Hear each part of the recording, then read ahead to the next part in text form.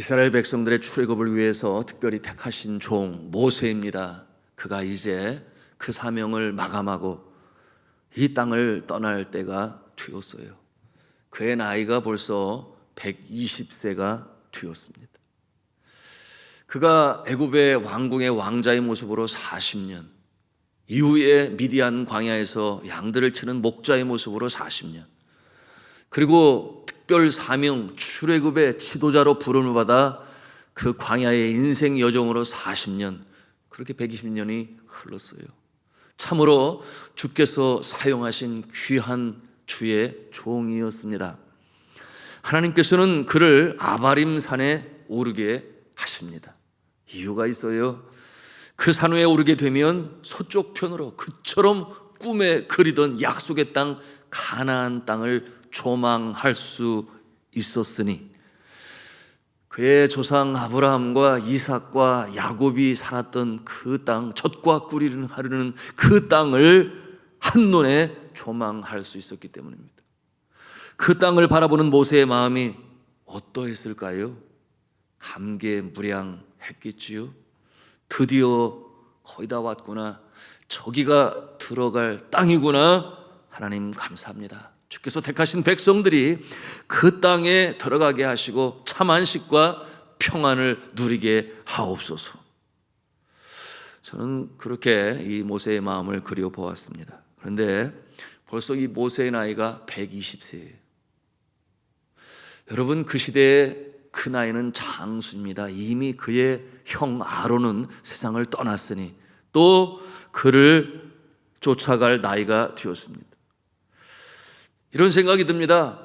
하나님께서 더 살 수 있는 기력을 주신다면, 그러므로 그처럼 바라던 그 땅에 이스라엘 백성들과 함께 들어가서 기쁨과 보람으로 살아갈 수 있으면 더 좋을 텐데, 그런 생각을 우리가 해보지 않을 수가 없어요.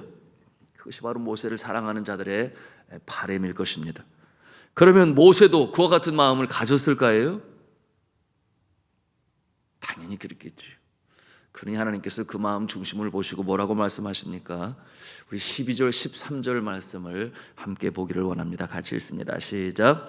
여호와께서 모세에게 이르시되 너는 이 아바림 산에 올라가서 내가 이스라엘 자손에게 준 땅을 바라보라. 본 후에는 내 형 아론이 돌아간 것 같이 너도 조상에게로 돌아가리니. 하나님의 계획은 이제 세상을 떠나는 것입니다. 그리고 그 이유에 대해서 부연적 설명을 하나님이 해주세요.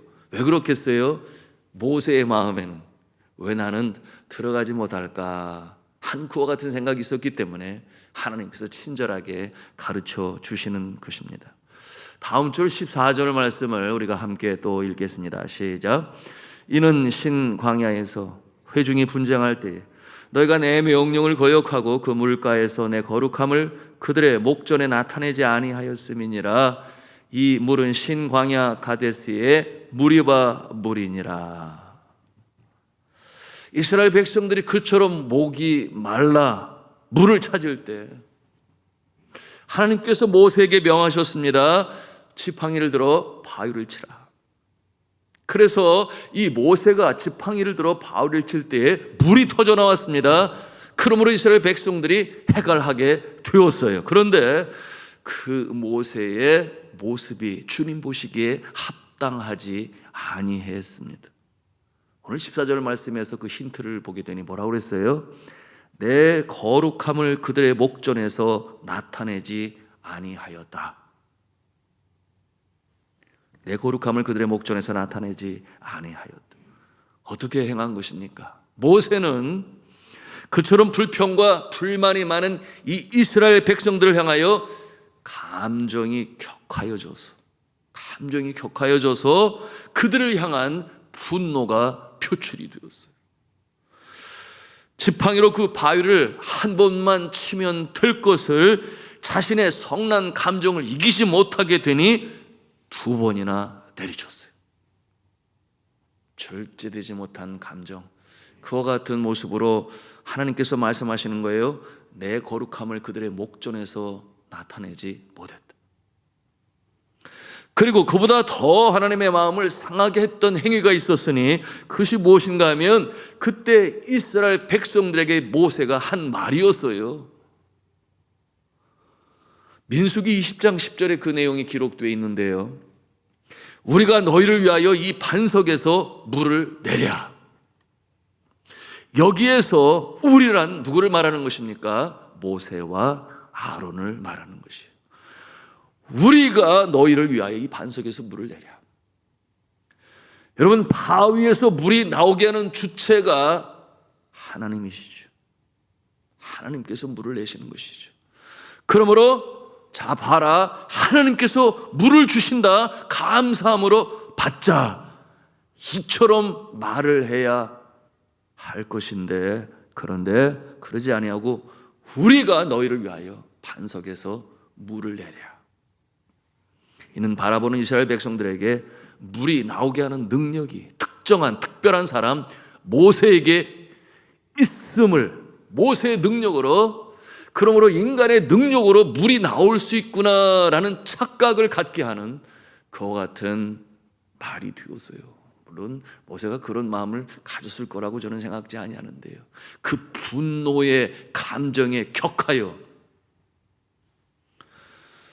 그런 착각을 불러일으키기에 충분한 행동을 하였으니 하나님께서 그 모습으로 인하여 여호와의 거룩함을 나타내지 못했다, 그렇게 책망하시는 것입니다. 여러분, 이와 같은 모습으로 오늘날 주의 종들과 교회 지도자들이 참으로 주의해야 할 부분이 있음을 우리에게 보여주는 영적 교훈이 되는 것입니다. 내 능력이 아니라 하나님의 능력으로 되는 것입니다. 언제고 하나님을 높여야지 자신이 높아지면 아니 돼요. 그러면 큰일 납니다. 또한 그러한 분위기가 형성될 때에 참으로 주의해야 합니다. 영적으로 깨어있어 민감해야 합니다. 그와 같은 상황이 되면 사탄이 역사를 하는구나, 사탄이 나를 성전 꼭대기에 세우는구나, 사람들이 나를 높여 바라보게 하는구나, 바로 볼 수 있어야 돼. 그래서 그 스타덤이라고 그래요. 스타덤의 유혹에 마음을 빼앗기게 되면 그 다음은 뭐겠어요? 성전에서 떨어뜨리는 것이죠. 그것이 사단의 괴계인 것입니다. 그러므로 그 결과는 패망이에요. 왜냐하면 교만은 패망의 선봉장이라고 말하고 있기 때문입니다.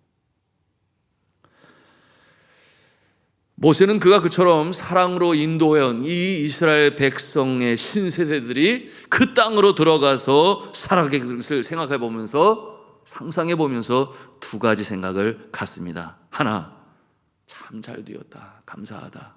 둘, 그런데 그곳에 가서 정말 하나님 기뻐하시는 모습으로 살까? 이와 같은 두 가지 생각을 가질 수 있으니 여러분, 우리도 마찬가지 아닐까요? 우리가 이 세상에서의 삶을 마감할 때가 되면, 그리고 임종의 때를 기다릴 때가 되면 두고 가는 자녀와 손들을 향하여 그 두 가지 생각을 갖겠지요. 자녀들이 하나님의 품 안에서 잘 살 수 있으면 얼마나 좋을까? 그런데 정말 그렇게 잘 살 수 있을까? 그것이 마지막 남은 기도의 제목이요 사명 아닐까요? 그러기에 그들을 이끌어줄 영적 지도자가 필요함을 모세가 알아요. 16절과 17절에 이 모세의 소원이 나타납니다. 우리 함께 읽기를 원합니다. 시작. 여호와 모든 육체의 생명의 하나님이시여, 원하건대 한 사람을 이 회중 위에 세워서 그로 그들 앞에 출입하며 그들을 인도하여 출입하게 하사 여호와의 회중이 목자 없는 양과 같이 되지 않게 하옵소서. 아멘. 이스라엘 백성들이 목자 없는 양과 같이 되지 말게 하여 주옵소서. 그와 같은 내용으로 하나님께 기도하니 지도자를 세워주세요. 그렇게 기도하는 모세입니다. 여러분, 이 모습을 통해서 이 모세가 얼마나 마지막 순간까지 이스라엘 백성들을 얼마나 사랑하는지 그 모습을 우리가 이와 같은 고백을 통해서 알 수가 있어요. 그러므로 자신을 대신할 지도자를 뽑아서 택해 주세요. 그것이 마지막 그의 기도 제목입니다. 그때 하나님께서 예비하신 자를 알려주시지요. 그는 바로 에브라임 지파의 후손이요 눈의 아들 여호수아였습니다. 그는 모세의 부관이었지요. 그들을 대적하는 적들과 전쟁할 때 한 번도 뒤로 물러선 적이 없어요. 항상 맨 앞에 서서 전쟁에 임했던 여호수아, 그 용맹함이 대단했습니다. 그런가 하면 그는 장차 들어갈 가나안 땅을 정탐하러 갈 때 12명의 정탐꾼 중에 한 사람이었으니 10사람이 부정의 눈으로 마음을 가지고 그 땅을 포기할 때에 갈렙과 더불어 그 땅을 포기한 것이 아니요, 하나님께서 주신 약속의 말씀을 믿음으로 받아들였으니 하나님께서 그 땅을 주셨다, 그렇게 믿음의 선포를 하고 고백을 했었던 긍정의 아이콘이요 믿음의 용사였습니다. 그러니 하나님께서 그를 후계자로 삼으셨는데요, 하나님께서 그를 어떻게 평가하시는지 오늘 말씀을 통해서도 우리가 보게 됩니다. 그와 같은 내용이 18절에 보게 되는데요, 하나님께서 여호수아를 어떻게 평가합니까? 여호수아는 그 안에 영이 머무는 자라. 여호수아는 그 안에 영이 머무는 자라. 이와 같은 내용은 무엇을 보여줍니까? 영은 바로 하나님의 영이요, 그러므로 하나님께서 주시는 신적인 능력이 그 안에 있다. 이와 같은 내용으로 하나님께서 모세의 마음을 안심시켜 주세요. 그리고 하나님께서 신뢰하는 종이다 하는 것을 이렇게 말씀 속에 보여주고 계십니다. 19절에서는 이제 하나님께서 새 지도자로 세우신 여호수아를 이스라엘 백성들에게 선포하시기 위해서 대제사장 엘르아사를 불러서 예배 형식으로 모든 이스라엘 백성들 앞에서 공식적으로 천명하게 하십니다. 이는 어느 회중이 하나님 앞에서 모세에게 보였던 그 충성을 이제는 여호수아에게 보일 것이다, 이렇게 약속하라 하는 모습으로 그 자리를 만드신 것입니다. 하나님께서 그 약속을 받으시고자 하셨던 것이에요. 어제 잠깐 말씀 속에 나누었어요. 모세와 여호수아의 지도력의 차이점이 있다. 그것은 어떤 성품으로나 권능으로나 능력이 아니에요. 분명히 지도력의 모습에는 차이점이 있으니 모세는 하나님으로부터 직접적으로 위기의 시간에 앞으로 방향에 하나님의 말씀을 직접적으로 들었어요. 그러나 여호수아는 그러지 아니합니다. 왜 그렇다고 말씀을 드렸어요? 하나님께서 상황마다 모세에게 주셨던 그 방침과 규례와 내용이 율법으로 기록하게 하셨으니, 여러분 그것이 신명기 아닙니까? 모세오경 토라라고도 말을 하지요.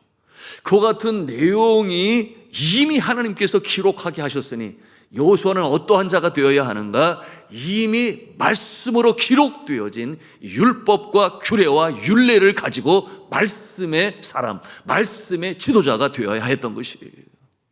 그러면 말씀을 잘 알아야 했겠지요. 말씀을 잘 가르쳐야 했겠지요. 그 말씀으로 순종하며 하나님을 섬기도록 지도하는 지도자가 되어야 했겠지요. 그러므로 이미 주어진 말씀을 지킬 때에 위기가 물러가고 문제가 해결되고 하나님 기뻐하시는 모습으로 살게 될 것이니, 이처럼 모세와 여호수아의 지도력에 있어서는 분명 차이가 있었다 하는 것을 우리가 알 수 있습니다. 이와 같은 모습을 통해서 우리가 알 수 있는 감사의 조건, 여러분 하나님께서 주신 말씀이 이 성경 말씀을 통하여 우리에게 주셨는 줄로 믿습니다. 그러므로 이 말씀을 잘 알아 깨우치며 가르칠 자가 영적인 지도자예요. 그런가 하면 그 말씀을 말씀대로 받아들여 순종하며 지켜나갈 때에 복 있는 인생이 될 줄로 믿습니다. 이래 축복받는 저와 여러분 되기를 주님의 이름으로 축원합니다. 자, 오늘 민수기 27장의 리더십 2항이 그 내용이 오늘을 살아가는 우리들에게 어떠한 영적 교훈을 줄까요? 이미 앞에서 나누었어요. 각자에게 하나님께서 주신 사명이 있습니다. 그 사명은 하나님께서 부여하시는 것이니 사명 주실 때에 충성으로 감당해야 합니다. 왜냐하면 사명을 거두실 때가 오기 때문입니다. 사명을 주시는 하나님께서는 사명도 거두실 그 권세가 있으십니다. 내려놓을 때가 오기 때문이에요. 충성할 때 하나님의 뜻이 하늘에서 이룬 것과 같이 이 땅에서도 이루어집니다. 그것이 바로 사명자의 만족이요 기쁨인 것이에요. 그 모습을 통하여 하나님의 영광이 나타나고 나에게는 감사와 기쁨과 보람이요, 많은 사람들에게 주의 영광을 드러내는 일에 축복의 통로로 우리가 그 사명을 감당하기 때문이에요. 당연히 선한 싸움을 다 싸우고 달려갈 길을 다 마치고 믿음으로 지켰으니 하늘에서도 상급이 있는 줄로 믿습니다. 여러분, 누구에게나 그 사명을 내려놓을 때가 옵니다. 모세가 그 사명을 내려놓습니다. 참으로 충성된 종이었어요. 그 모습을 보면서 우리가 생각할 수 있어야 합니다. 뒤돌아보아 후회하지 않도록. 주님께서 사명 주실 때에 최선으로 충성으로 순종으로 감당하는 자, 내려놓을 때 감사와 기쁨이 넘쳐요. 미련이 남지 않습니다. 이것이 바로 사명자의 모습이죠. 미련이 아니에요. 감사와 기쁨과 보람이 충만하겠죠. 신학자들은 이렇게 말을 합니다. 만일 모세가 가나안에 들어갔더라면 하나님께서 받으셔야 할 영광이 모세에게 갈 수 있을 것이다. 심지어 그는 원하지 않더라도 사람들이 강권적으로 모세 종교를 만들 수도 있었을 것이다. 그러므로 모세를 사랑하시는 하나님께서는 모세의 사명을 어디에까지? 가나안 땅 들어가기 입구까지, 거기까지 감당하게 하시고 또 그 사명을 잘 감당하게 하시고, 그리고 많은 사람들부터 존경과 감사를 받을 그때에 마감하게 하시고 하늘나라 영원한 안식처로 하나님이 부르셨다, 그렇게 해석을 합니다. 그리고 모세도 그것을 너무나 잘 알기 때문에 묵묵히 하나님의 그 귀에 순종한 것이다. 여러분은 어떻게 생각하십니까? 그런가 하면 후계자를 택함에 있어서 이는 전적으로 하나님의 권한에 있었으니, 여러분, 모세에게도 두 아들이 있었어요. 그 아들의 이름이 게르솜과 엘리에셀입니다. 그런데 모세가 그 두 아들 중에서 자신의 그 권세, 오늘 말씀에도 보니 권세로 표현을 하고 있어요. 그것을 물려주지 아니하고 하나님께 전적으로 맡겨서 하나님께서 여호수아를 세우게 하셨으니, 그 하나님께 드리는 그 주권을 하나님께 올리는 그 모습을 보면서 오늘날 불거지는 대형교회 목회자 세습의 그 인간 한계의 모습을 비춰보게 하고 있습니다. 여러분, 주께서 내게 주신 사명이 있습니다.